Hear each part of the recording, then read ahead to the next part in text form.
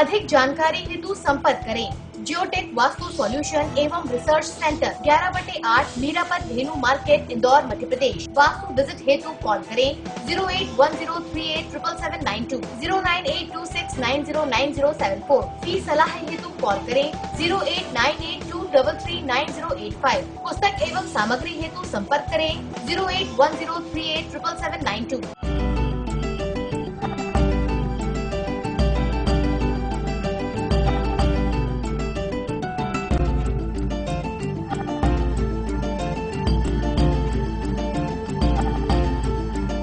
जय जैन बंधुओं, बहुत बहुत स्वागत है आपका हमारे इस विशेष कार्यक्रम में जैन वास्तु का रहस्य। एक ऐसा अद्भुत प्रोग्राम जिसके अंतर्गत आपको वास्तु के संदर्भ में अनेक ऐसी बातों की जानकारी मिल रही है जो शायद आपने पहले न देखी हो न सुनी हो। और उसको बताने के लिए हमारे साथ मौजूद रहते हैं डॉक्टर राजेंद्र जैन जी, जो विशेष रूप से इंदौर से हमारे मध्य पधारते हैं। कभी कभी इनका आगमन हमारे मध्य होता है, संपूर्ण भारतवर्ष में भ्रमण करते हैं और इनकी ख्याति दूर दूर तक फैल चुकी है। विख्यात वास्तुविद डॉक्टर राजेंद्र जैन जी से आज हम मुलाकात आपकी करा रहे हैं और वास्तु के संदर्भ में कुछ विशेष महत्वपूर्ण जानकारियां उनसे प्राप्त करने की हम कोशिश करेंगे। तो चलिए मुलाकात करते हैं डॉक्टर राजेंद्र जैन जी से। तो चलिए मुखातिब होते हैं डॉक्टर राजेंद्र जैन जी से। डॉक्टर साहब, आपका बहुत बहुत स्वागत है। आप हमारे मध्य आज इंदौर से विशेष रूप से पधारे हैं। दर्शकों, आपकी तमाम जिज्ञासाओं का समाधान इस कार्यक्रम के माध्यम से देने के लिए डॉक्टर साहब हमारे मध्य हैं। डॉक्टर साहब, तमाम जितने भी दर्शक हैं बड़े खुश हैं और इस कार्यक्रम के निरंतर व्यूवरशिप बढ़ती जा रही है। जैसे जैसे हम आपके माध्यम से जानकारियां लोगों तक पहुंचा रहे हैं, लोगों की उत्सुकता बढ़ रही है, लोगों की जिज्ञासाएं बढ़ रही हैं। तमाम तरह के क्वेश्चंस हमें ईमेल के माध्यम से, फोन, SMS के माध्यम से मिल रहे हैं। कुछ ऐसी ही चर्चा करने के लिए आज हम उपस्थित हुए हैं। कुछ लोगों ने हमें अपने प्रश्न भेजे हैं, जिसमें से ये पहला प्रश्न हम लेना चाहेंगे। ये लिखते हैं कि हमारी दुकान टी पर बनी हुई है और इसके कारण ये पूछना चाहते हैं कि इसका क्या दुष्परिणाम हो सकता है। इनकी दुकान इस समय बिल्कुल नहीं चल रही है, तो इसका समाधान आप कृपया बताएं। आपकी दुकान टी पर निर्मित है, दुकान हो या घर, कोई भी टी पर बना होता है तो निश्चित रूप से 10 से 15 वर्ष तक तो उसकी दुकान की गति, व्यापार की गति ठीक ठीक चलती है, लेकिन उसके बाद डाउनफॉल आना शुरू होते होते 20वें साल में लगभग व्यापार समाप्त सा हो जाता है। इसलिए यदि आपकी टी दक्षिण और दक्षिण पश्चिम है तो बहुत खतरनाक है, अपना स्थान परिवर्तन कर लें, वरना निवारण के लिए आप मिरर थेरेपी का उपयोग करेंगे तो दक्षिण और दक्षिण पश्चिम में होगी तो और भी निगेटिव असर देगी। यदि आपका उत्तराभिमुख है, पूर्वाभिमुख है, ईशानमुख है, तब दर्पण लगा करके निश्चित रूप से निवारण किया जा सकता है कि यदि उस पर रोड का चित्र उस दर्पण में बनना चाहिए, जिससे कि उसकी सारी ऊर्जाएं रिफ्लेक्ट हो जाती हैं। टी वास्तव में इसलिए खतरनाक होती है कि जब उस पर से कोई भी वाहन गुजरता है तो उसके पीछे से जो कार्बन मोनोऑक्साइड इत्यादि निगेटिव एनर्जी निकलती है, तो जो भी टी पर निर्मित होता है आपका दुकान या आपका घर, उस पर आक्रमण हो जाता है और निगेटिव एनर्जी प्रत्येक कक्ष, प्रत्येक व्यक्ति, प्रत्येक स्थान पर प्रभावित हो जाती है। उससे व्यापार और रहने वालों को अशांति सी महसूस होती है। अभी पिछले सप्ताह मैंने गांधीनगर में मुकेश जैन जी का विजिट किया था। उन्होंने कहा मैंने 15 साल तक बहुत बढ़िया व्यापार किया मुकेश स्टोर्स के नाम से, उसके बाद धीरे धीरे डाउन, और आज काफी कुछ डाउन हो गया है। वह टीवी साउथ वेस्ट में निर्मित है, लगभग उनका व्यापार बंद सा हो गया है और निवारण के लिए मैंने उनका दरवाजा बदलवा दिया।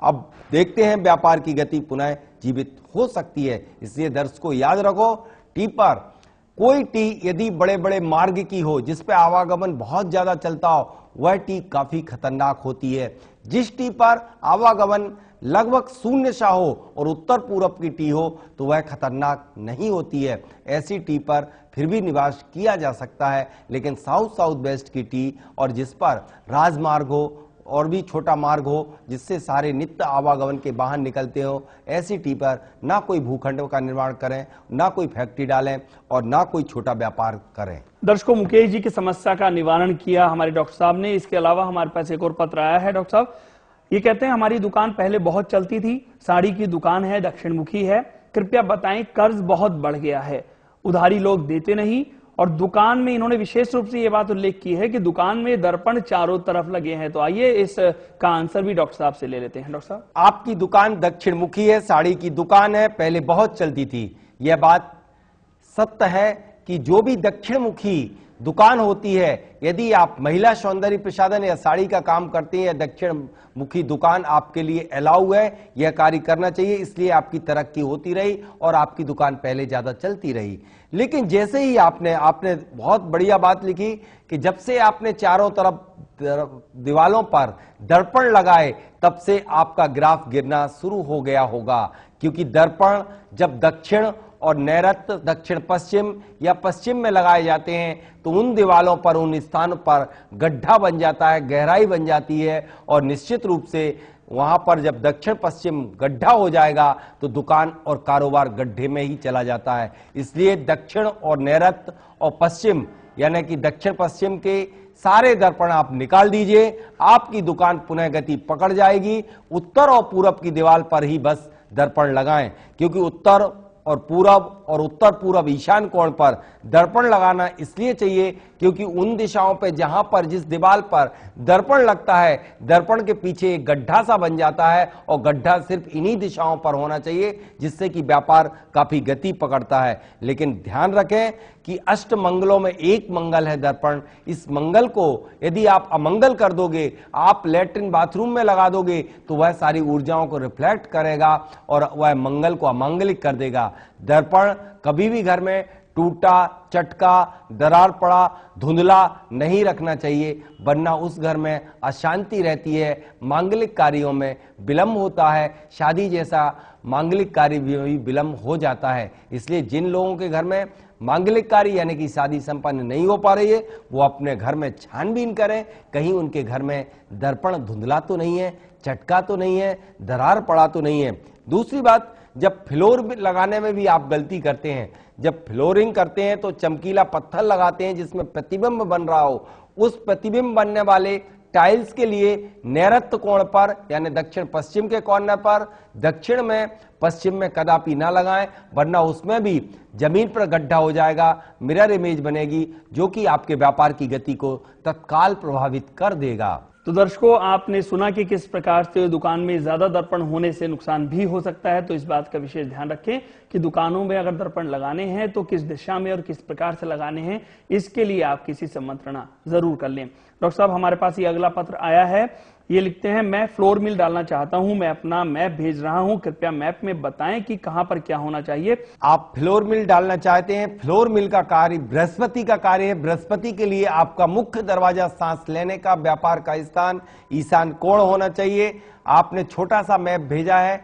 आप ईमेल के माध्यम से मैप जो भेजते हैं वो स्पष्ट और क्लियर नहीं हो पाते, कृपया कर डिटेल में विस्तृत रूप से ही भेजें कि मैप इसमें ईशान का दरवाजा बन रहा है वो ठीक है, लेकिन आपने जो आग्नेय कोण पर भारी मशीन रख दी है वो कदापि ठीक नहीं है। इस तरह से आप जो बढ़ रहे हैं आग्नेय कोण से पुनः उत्तर की तरफ आ रहे हैं, पूरब की तरफ आ रहे हैं, जो कि बिल्कुल एंटी क्लॉकवाइज है।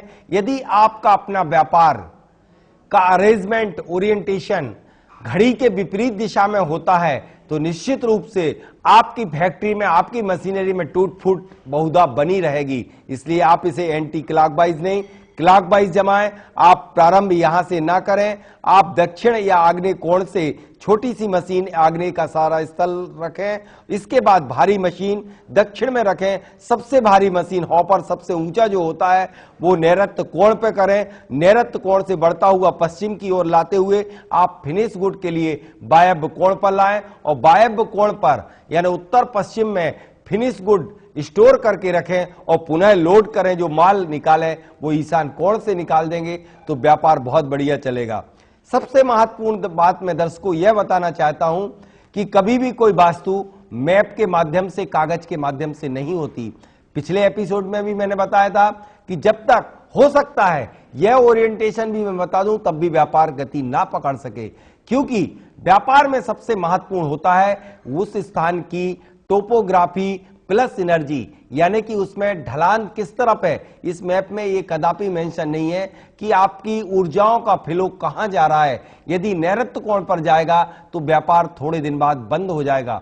यदि व्यापार की गति चाहिए है तो आपकी जमीन का ढलान उत्तर उत्तर पूरब तरफ होना चाहिए। व्यापार को और ऊंचाई और प्रसिद्धि चाहिए है तो आपकी नॉर्थ साउथ एक्सिस लॉन्गर होना चाहिए। उत्तर दक्षिण हर कक्ष की, हर फैक्ट्री की हर उसकी उत्तर दक्षिण भुजा ज्यादा लंबवत होना चाहिए और गोल्डन रेशो में यदि कर देते हैं, यानी कि उत्तर और दक्षिण का अनुपात जो हो 1:1.16 होना चाहिए, ये गोल्डन रेशो कहलाता है। इस रेशो में यदि कोई किया जाता है व्यापार तो निश्चित तरक्की करता है।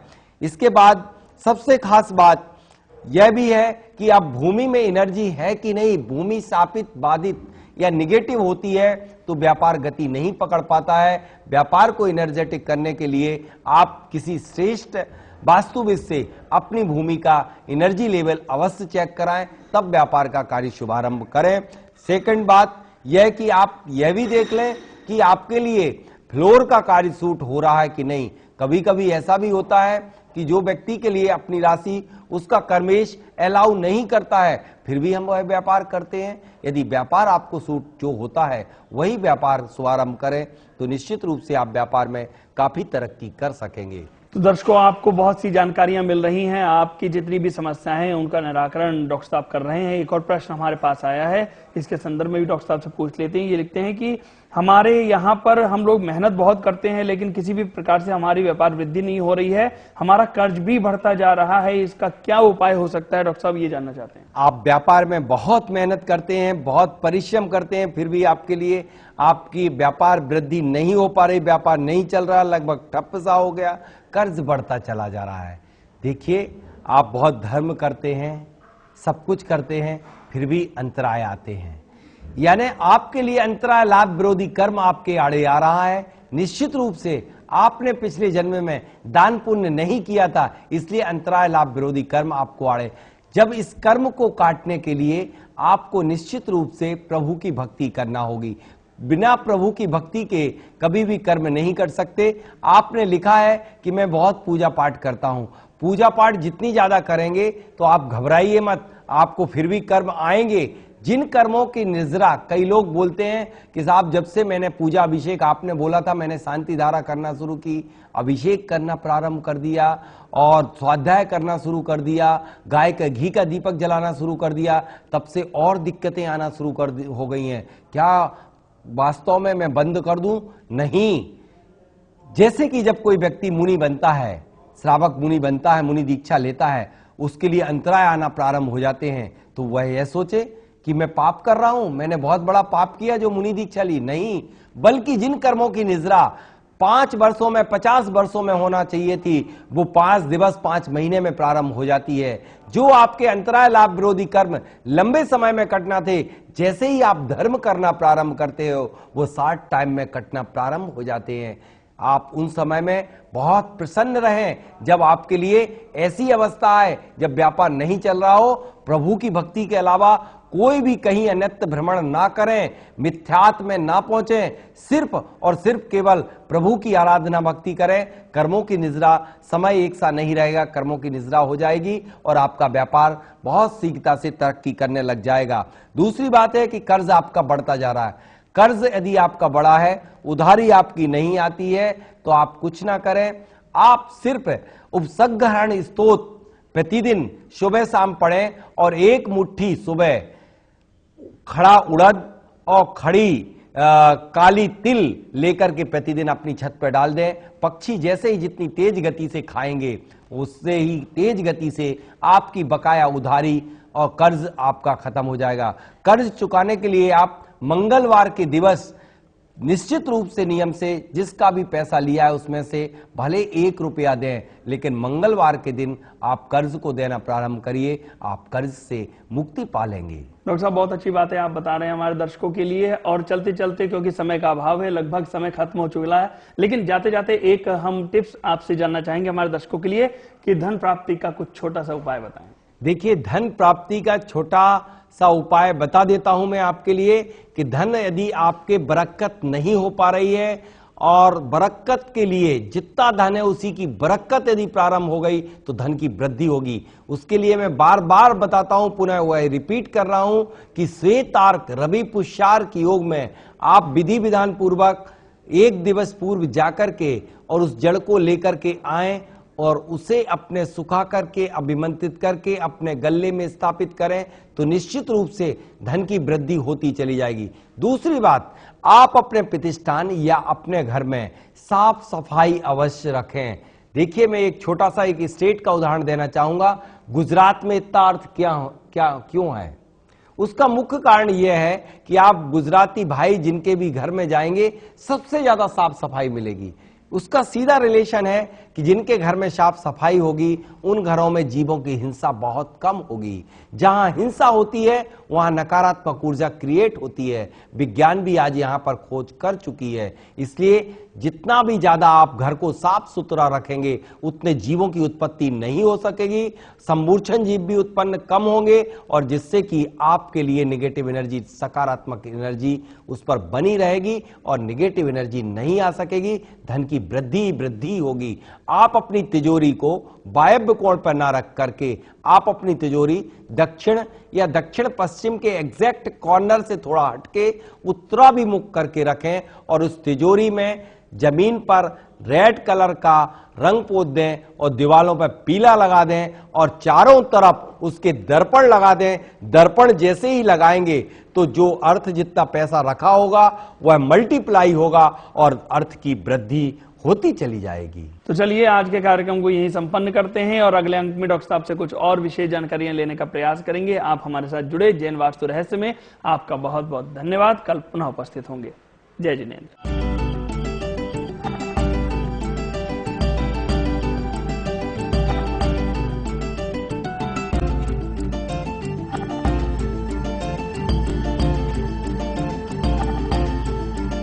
अधिक जानकारी हेतु संपर्क करें जियोटेक वास्तु सॉल्यूशन एवं रिसर्च सेंटर 11/8 मीरापत धेनु मार्केट इंदौर मध्य प्रदेश। वास्तु विजिट हेतु कॉल करें 08103877792 09826909074। फी सलाह हेतु कॉल करें 08982339085। पुस्तक एवं सामग्री हेतु संपर्क करें 08103877792।